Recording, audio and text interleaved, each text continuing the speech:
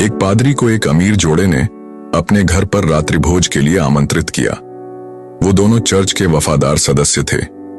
रात्रि भोज बेहद शानदार था। पादरी ने घर को आशीर्वाद दिया और फिर वहां से चले गए। लेकिन जैसे ही पादरी रवाना हुए, पत्नी ने एक अजीब बात नोट की। चांदी का एक चम्मच गायब था। वह नाराज हो गई और अपने पति को बताया। धीरे धीरे उनके मन में शक घर करने लगा। क्या पादरी ने हमारा चम्मच चुरा लिया? वे इस ख्याल को अनदेखा करने की कोशिश करते रहे, लेकिन यह बात उनके मन से नहीं निकली। जिस इंसान पर उन्होंने भरोसा किया था, अब उसी की ईमानदारी पर शक हो रहा था। दिन हफ्तों में बदल गए और वे इस मुद्दे पर बार बार बात करते रहे। शक और गुस्सा इतना बढ़ गया कि उन्होंने चर्च तक बदलने का सोच लिया। फिर एक दिन पति ने सुझाव दिया, चलो पादरी को फिर से खाने पर बुलाते हैं। अगर उन्होंने कुछ नहीं कहा तो हम उनसे सीधे पूछेंगे।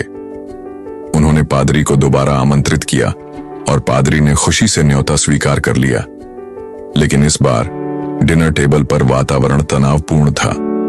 फिर पत्नी ने साहस जुटाया और सीधा सवाल किया, पादरी जी, कृपया सच बताइए, क्या आपने मेरी चांदी की चम्मच ली थी? पादरी मुस्कुराए, शांत स्वर में बोले, मैंने वह चम्मच आपकी बाइबल के अंदर रख दी थी, यह देखने के लिए कि आप उसे पढ़ते हैं या नहीं। अब मुझे जवाब मिल गया है।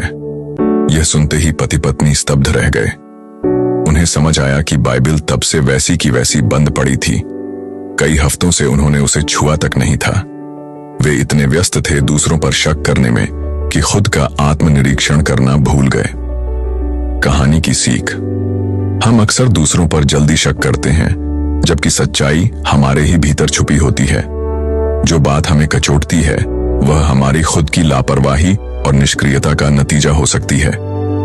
अगर यह कहानी आपके दिल को छू गई, तो इसे अपने दोस्तों और परिवार के साथ जरूर साझा करें और नीचे कमेंट में लिखें, मैं आत्मनिरीक्षण करूंगा, पहले खुद को बदलूंगा।